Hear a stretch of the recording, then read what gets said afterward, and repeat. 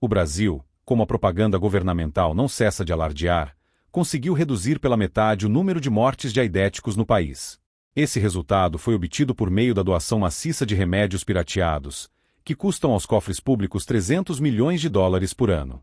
O número de aidéticos em tratamento e, portanto, a verba para sustentar o programa tendem a aumentar indefinidamente, porque, como qualquer pessoa com QI superior a 12 poderia prever, a distribuição sem fim de camisinhas estatais e a glamorização da homossexualidade por meio de anúncios tocantes não reduziram em nada o número de infectados. O Brasil tinha 60% dos casos de AIDS da América Latina, e continua tendo. Para completar, o modelo brasileiro não pode ser exportado, porque seu custo ultrapassa tudo que as nações da África, as mais vitimadas pela doença, jamais ousariam sonhar. Por ironia, uma dessas nações, a pobrezinha Uganda, conseguiu, com despesa incomparavelmente menor, reduzir a cota de infectados de 18% para 5% da população. Uma vitória espetacular. Nenhum outro país do mundo alcançou resultados tão efetivos. Dito isso, dou agora um teste para o leitor avaliar se sabe em que mundo está vivendo. Dos 2 programas de combate à AIDS, qual é aplaudido pela ONU e pela mídia internacional como um sucesso e um modelo digno de ser copiado? Respondeu o ugandense. Errou. É o brasileiro. O ugandense, ao contrário, é condenado como um perigo para a população e uma ofensa intolerável aos direitos humanos. O enviado especial da ONU para assuntos de AIDS no continente africano, Stephen Lewis, tem dado entrevistas para denunciar o abuso, e a ONG Human Rights Watch acaba de publicar um relatório de 81 páginas contra o maldoso presidente de Uganda, Yoweri Museveni, responsável pela coisa toda. Mas, afinal, qual a diferença entre o modo brasileiro e o ugandense de combater a AIDS? Uganda não distribui remédios. Distribui. Não recomenda o uso de camisinhas. Recomenda. Não as distribui à população? Distribui. A diferença é que acrescenta a esses fatores uma campanha pela abstinência sexual antes do casamento e pela fidelidade conjugal depois. Tal é o motivo da sua eficácia, mas também o da profunda indignação da ONU. Essa nobre instituição, que recentemente tirou os Estados Unidos e colocou o Sudão na sua Comissão de Direitos Humanos depois de comprovado que a ditadura sudanesa só matou 400 mil dissidentes e não 2 milhões como diziam as más línguas, ficou ainda mais chocada porque, embora o governo de Uganda distribua mais camisinhas à sua população do que qualquer outro governo africano, o presidente Museveni e sua esposa Janete chegaram a sugerir repetidamente, em público, vejam vocês, em público, que esses artefatos só deveriam ser usados como segunda opção, se falhasse a abstinência dos solteiros e a fidelidade dos casados. Segundo o Sr. Lewis, essa insinuação maligna, além de disseminar um preconceito fascista contra o adultério e o sexo pré-conjugal, ainda arrisca desestimular o uso das camisinhas, disseminando a prática do sexo inseguro e matando virtualmente de AIDS milhões de ugandenses. Um verdadeiro genocídio. Se o leitor tem alguma dificuldade de entender o raciocínio do digno porta-voz da ONU, pode recorrer à técnica da análise lógica das conclusões para desenterrar a premissa implícita que o fundamenta. Essa premissa é, com toda evidência, a de que os ugandenses, uma vez persuadidos a tentar abstinência antes da camisinha, podem eventualmente sentir-se incentivados a continuar prescindindo da camisinha quando desistirem da abstinência. A verdadeira preocupação do Sr. Lewis, portanto, deriva do seu temor humanitário de que o quociente de inteligência do povo ugandense seja igual ao dele. A ONU, nesses momentos, chega a ser comovente. É verdade que, na luta contra a AIDS, Uganda é a única nação vencedora, o tão louvado Brasil mal se equilibra num deficitário empate técnico. É verdade também que, em todo o restante do continente africano, onde ninguém prega abstinência nenhuma e todas as campanhas contra a AIDS mantêm estrita fidelidade ao dogma da salvação pelas camisinhas tal como formulado ex cátedra pela ONU, as taxas de infecção pelo HIV continuam inalteradas ou crescentes, chegando, em alguns lugares, a 30% da população. O Sr. Lewis, por isso, fala com conhecimento de causa. Nada como fracasso completo para dar a um sujeito, ou a uma instituição, a autoridade de criticar o sucesso alheio. Além disso, ponham a mão na consciência. Vocês acham mesmo que alguns milhões de vidas ugandenses salvas valem o sacrifício de não sei quantos minutos de prazer cruelmente negados aos adúlteros e aos homossexuais? É, como se diz, uma questão de princípio. Antes sucumbir à AIDS do que abdicar do direito ao gozo ilimitado. Eis a alternativa moral que a ONU oferece à humanidade, ou ser salva pela camisinha, ou morrer com dignidade. Ceder à proposta indecente de Yoweri e Janete Museveni, jamais. O jornal inglês Guardian adverte, aliás, que a proposta tem uma origem das mais suspeitas. Ioveri e Janete Museveni, por inverossímil que isto pareça numa época esclarecida como a nossa, são cristãos. Parece até mesmo que eles encontraram a ideia na Bíblia. Esses povos atrasados são mesmo uns jumentos. Nós, brasileiros, um povo iluminado, jamais cairíamos numa esparrela dessas. Nosso negócio é ciência. Já em 2003, pouco antes de passar o cargo a Lula, o ex-presidente Fernando Henrique Cardoso, que tem entre seus inumeráveis méritos não só a criação do programa de 300 milhões de dólares, mas também a virtude de saber fazer-se de gostosão com muito mais naturalidade do que seu antecessor e xará Fernando Collor, nos ensinou com notável antecedência que essas campanhas de castidade juvenil e fidelidade conjugal não estão com nada. Falando numa conferência em Paris, ele fica tão bem em Paris, vocês não acham?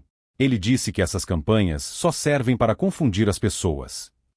Como exemplo dessa confusão, ele citou o caso das esposas brasileiras, fielmente monogâmicas, que vão para a cama com seus maridos e contraem AIDS. Elas não usaram camisinhas, porque tinham um parceiro só, e pegaram a doença.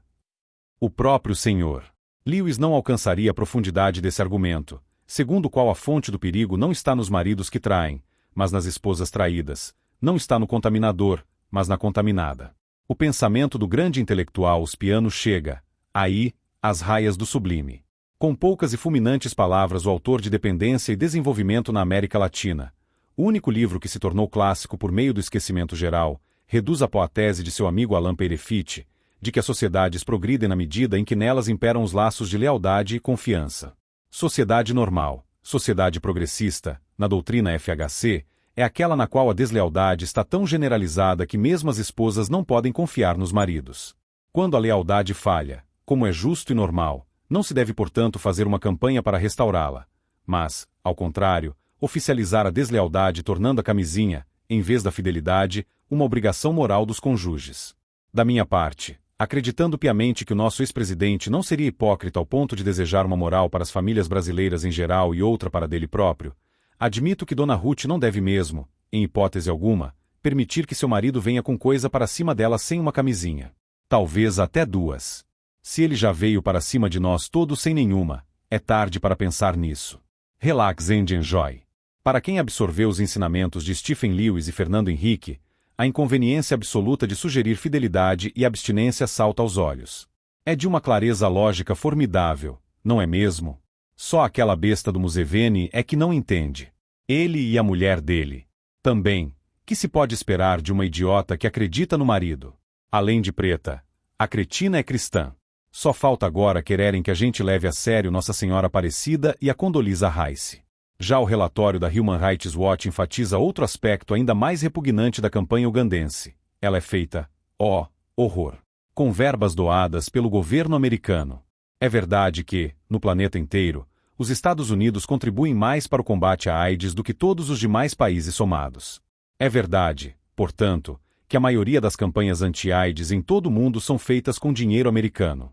Até as verbas distribuídas pela própria ONU para esse fim vêm quase todas da mesmíssima fonte. Mas ninguém precisa se rebaixar ao ponto de aceitar, junto com os dólares de Washington, a sugestão maldosa daquele outro casal de carolas, George W. e Laura Bush, de que camisinhas às vezes furam e de que em vez de apostar exclusivamente nelas a vida e a morte, talvez valesse a pena controlar um pouco o desejo sexual. Uganda, cedendo a essas insinuações, refocilou na lama. Países altivos, briosos, dotados de amor próprio, pegam a grana e mandam George W. Bush enfiar sua religião naquele lugar, com camisinha, é claro. Ou então fazem logo como o Brasil, que rejeita o dinheiro. Se vocês não se lembram, Al-Zaid, pouco tempo atrás, ofereceu 48 milhões de dólares para ajudar o nosso país a comprar remédios para os aidéticos, mas impôs uma condição, que do texto do convênio não constassem palavras que parecessem legitimar a prática da prostituição. O governo petista, que tem dignidade para dar e vender, sobretudo para vender, não se curvou à imposição degradante. Ser contra a prostituição? Jamais. A reverência ante as marafonas, entre os políticos brasileiros, arraigada como amor filial, chegando, em muitos deles, a confundir-se com esse sentimento. Em outros como a camisinha do Senhor Lewis, uma questão de princípio. 48 milhões de dólares é um bocado de remédio para aidético, mas para que fazer uma concessão aviltante à moral burguesa, sobretudo americana, ECA? Quando se pode facilmente subsidiar a honra dos puteiros pátrios com equivalente quantia em moeda nacional extraída aos contribuintes? Vocês todos, leitores e não leitores, pagaram 48 milhões de dólares para o governo nacional não melindrar as, como direi, prestadoras de serviços eróticos. Tudo pelo direitos humano, né mesmo? Prenúncio macabro. Em plena legalidade democrática, um ano depois de assinada a Constituição de 1988, o doutor Luiz Eduardo Grinhalg pregava a revolução pelas armas, o desmanche do exército, da marinha e da aeronáutica e a revisão da lei de anistia para transformá-la num instrumento de vingança jurídica contra todos os que cometeram o crime eternamente imprescritível de opor-se ao terrorismo comunista no Brasil. Alertado pela coluna do Cláudio Humberto, fui conferir no livro A Face Oculta da Estrela, de Adolfo João de Paula Couto, leitura indispensável para quem ainda acredite que a corrupção petista começou em 2003, e de fato estava tudo lá. O programa do Homenzinho, simples e brutal, abrangia remanejamento das Forças Armadas, transferindo para o norte os oficiais que serviam no sul e vice-versa, para afastá-los das frações por eles comandadas, prevenindo possíveis ações armadas contra os planos revolucionários do futuro governo de esquerda. Reformar metade dos oficiais da ativa, ele já tinha a lista dos selecionados. O extinguir todos os órgãos de inteligência e abrir seus arquivos para exame de uma comissão popular. Revisão da lei de anistia e processo em cima de todos os ex-colaboradores da repressão ao terrorismo. Para maior claridade do esquema, Grinhalg concluía: só através da luta armada é que conseguiremos garantir a realização do plano. Tudo isso, repito, em plena democracia restaurada, em plena legalidade. Mais ostensiva apologia do crime, mais descarado apelo à destruição das Forças Armadas e à derrubada violenta das instituições nunca se viu neste país ou em qualquer outro. Esse é o indivíduo que o senhor presidente da República quer colocar de ministro do Superior Tribunal Militar. Se isso acontecer, o oficial ou soldado que aceite bater continência a esse sujeito, não digo só que será indigno da própria farda, será indigno de usar calças, senão também cuecas. Fraldão geriátrico, na mais nobre das hipóteses. Vai acontecer? Não sei. Deveria haver um limite para a capacidade que um ser humano tem de degradar-se sorrindo, de acomodar-se a situações aviltantes com íntima deleitação e até com uma dose de orgulho. Talvez esse limite exista, mas no Brasil de hoje a sensibilidade para percebê-lo e recuar ante o abismo parece ter sido completamente desativada. Para não dar o braço a torcer, para não admitir que está preso numa arapuca comunista de dimensões continentais, cada um vai muito abaixo da fronteira do admissível e se supera, dia a dia, na produção de novos e novos subterfúgios anestésicos. Podem procurar um precedente histórico. Não encontrarão. Em país nenhum, em época nenhuma, a pusilanimidade intelectual se alastrou dessa maneira, ao ponto de constituir-se em princípio básico da vida em comum e atestado obrigatório de saúde mental. Mas não há imprudência maior do que apostar a vida na possibilidade de fugir indefinidamente da verdade, no poder inesgotável dos derivativos levianos com que, escapando ao confronto com a própria degradação, um ser humano se degrada mais ainda. Pascal chamava essa aposta de divertissimente. O divertimento pascaliano é o contrário da alta seriedade que para Matthew Arnold era a única justificação das criações culturais e, no fim das contas, de todo o convívio social. A mais alta seriedade é o confronto com a realidade da morte, quando cessará todo o divertimento. É o instante final do Dom Juan de Mozart, quando a festa é interrompida pelo convidado de pedra, simbolizando a fixação do destino na forma imutável da morte. A cultura brasileira já foi diagnosticada por vários estudiosos de primeira ordem, como Mário Vieira de Mello e José Osvaldo de Meira Pena, como uma cultura esteticista e lúdica. O que no Brasil da última década levou o nome de ética não foi senão um subterfúgio, um divertissimente com que a esquerda dominante adornou, em sonhos evasionistas, a imagem da sua própria podridão. Todos os que têm alguma influência ajudaram nisso, intelectuais, políticos, empresários, banqueiros, jornalistas, militares. Todos continuam se evadindo, brincando com o destino, levando divertimento às últimas consequências. Mas a última das últimas consequências será a chegada do convidado de pedra. A leviandade obstinada e quase devota das classes falantes brasileiras é a autocondenação de toda uma cultura, de toda uma sociedade. É o prenúncio de um final macabro. Correu de medo.